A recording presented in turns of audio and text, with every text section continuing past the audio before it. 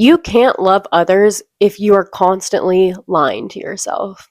Love your neighbor as yourself. That's what it says in the Bible. And the first time that I read this, y'all, I had heard it obviously like growing up. I heard it around even by non-believers. But the first time I read it and I had the Holy Spirit in me, I got a lot of conviction. It stumped me. I felt like I was already loving people, but without loving myself. And so I realized that I wasn't loving people, at least not the right way.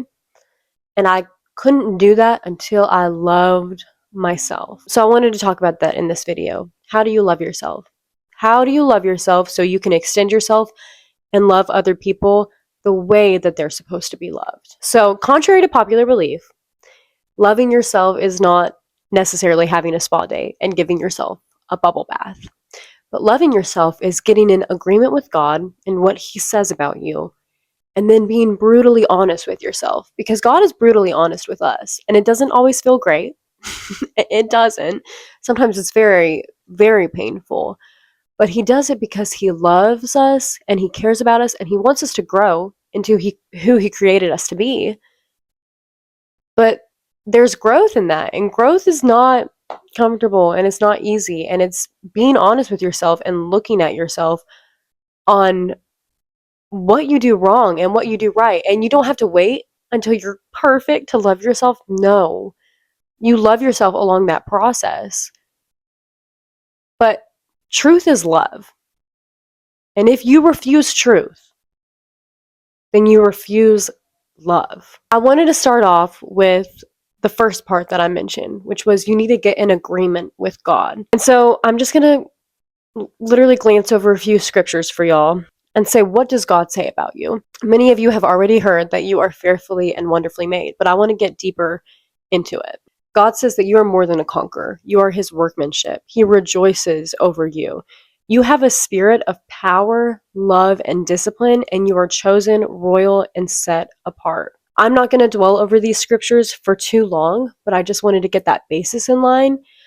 They're great scriptures. Go back and read them, and I'll have all of them in the description. The point here is that I wanted to start with is self-love starts with identity, not self-esteem. If you don't know who you are, instead of building a character, you'll end up building a personality. And it won't be true to who you actually are. Because oftentimes when we're building a personality, a persona, it's of what we think other people and the world want to see of us and not who we actually are. So circling back, truth is love. Say that you are in a relationship with somebody and they are madly in love with you. I mean, they're obsessed with you. They're like, this is the most beautiful person in every single way that has ever touched this planet. They're just madly in love with you. And you don't feel it.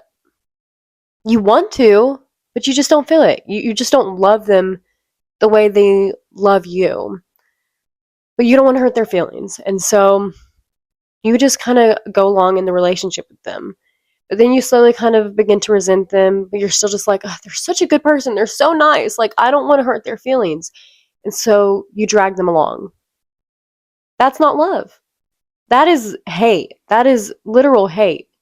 Because if you were to go and tell that person that you're sorry, like I genuinely don't feel the same way that you feel about me, it's going to sting them. It's probably going to hurt them and it's going to sting them, but it would hurt them so much deeper. It would literally become a wound on them that they would end up having to heal, or God would have to heal, like healing would have to be done, than just the scratch or the mark that if you would have been honest instead of dragging them on. The longer you drag them on, the more painful that is going to be. We do this to ourselves as humans. We pretend a lot. And again, it's really for the world. It's not for us. It is for us because we want to be comfortable, but it's also because of the way the world has made things out to be. We pretend that we're not jealous, or we pretend that we're really disciplined, even though behind closed doors, we're just snacking on a bunch of cookies and scrolling on our phones. We pretend that we're cool with the habits that we have, and we're cool with the life that we have, and we don't want to go any farther, like we're content, even though like deep down we're not. And a big part of this is social media, because on social media, people post the highlight reels. They post the best parts of their life. And so you see everybody's lives, and then you start comparing, and then you try to make your Instagram look better than everybody else's, so it looks like you're having the time of your life.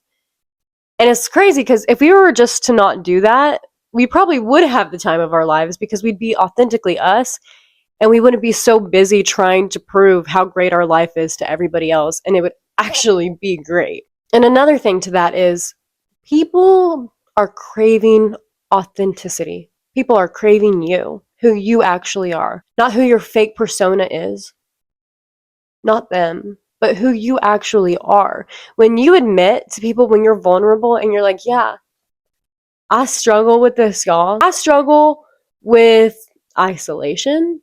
I mean, I can name probably like 30 things right now, but that's like a big one for me. I struggle with isolating myself and leaving the house. I get a lot of imposter syndrome, and that's the truth. I think that, a little bit of everything is good because it keeps people humble. But still, like, this is something that I struggle with, and it's not a little bit. Like, sometimes it's a lot of it, but we're working on that. But I just mean, like, people are craving authenticity. They're craving, like, you to say something that proves that you're not a perfect human. Because then, by you doing that, that's helping other people be able to be themselves as well. And I want to stop you before you say, well, Cinnamon, okay, if I'm just going to be myself, then I'm just not the type of person who works out. And I like to just chill and do nothing. Or just scroll on my phone. Do nothing is fine, but just scroll on my phone all day. I like to do that. That's who I am. This is why it is so important to get your identity from the one that made your identity. Because if we made up our own identities, we would do a lot of evil. That's why we need God, because he is good and he is perfect. We need Jesus. He's good and he's perfect. So we need him to give us our identity so we behave like civilized human beings. And we don't just go around like murdering and mugging each other. So again, just important to get your identity from the one that created it. Humans always take the path of least resistance. That's just how we are. Lying to yourself feels very comfortable.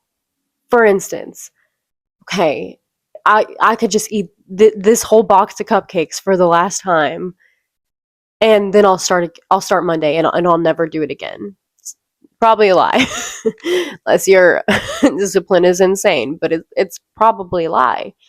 And so lying to yourself and doing that, it feels really comfortable, especially in the moment. But being truthful and having growth with yourself, it feels violent, y'all. It hurts. But the honest truth about that is truth is surgical. It's not abusive. And it's the same thing with condemnation and conviction. Conviction builds you and condemnation buries you. So you can grow from anything. You can grow from being the person that just binges on a bunch of chips and cookies or just stays on their phone all day. You can grow from that. Condemnation would tell you, like, look at you, like, you're a disgrace, like, you're never going to get better. Like, that's false, and that is not what God says about you. Again, loving yourself is being truthful with yourself, which means admitting, I'm not healthy, or admitting, like, yeah, I'm not the most disciplined person, admitting that you're lazy. Name those sins, acknowledge that jealousy, and then take a step back from that, and don't think, oh, I'm trash, I'm never going to get better. Like, no, those are words of death, and life and death are in the power of the tongue. You need to speak life over that. You need to look at your situation and go, okay, this is where we're at. Now I need to build up from here. I need to build on this. I need to work on these things. Here I am. Let me train this. Order matters here. So remember, number one, identity from God. This is the first thing you need to do.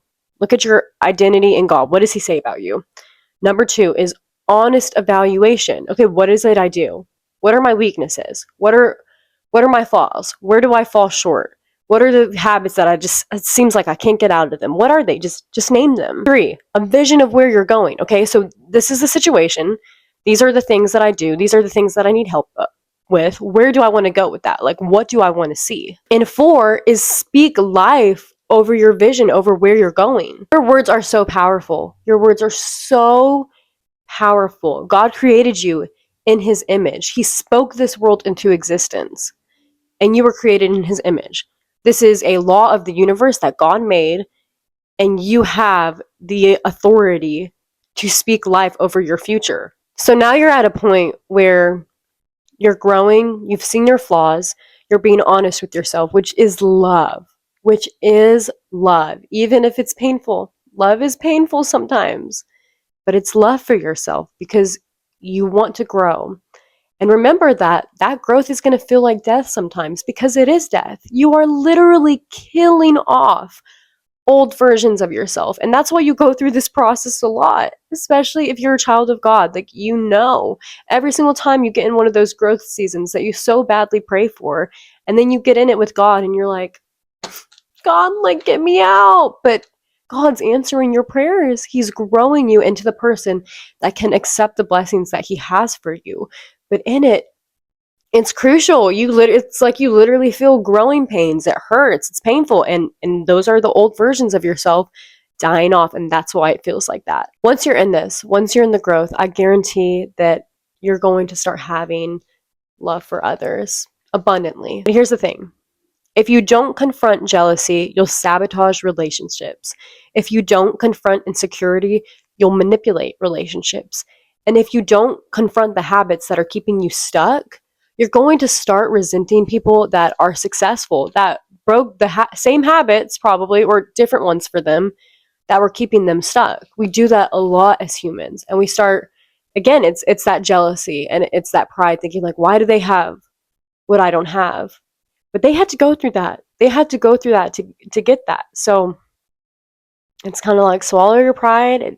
It sucks. It doesn't always feel great, but there's so much beauty and there's so much blessings on the other side. And it is such a blessing, to get to love yourself. It's such a blessing. But like, loving others is so fun. It's so amazing. It's such a beautiful experience.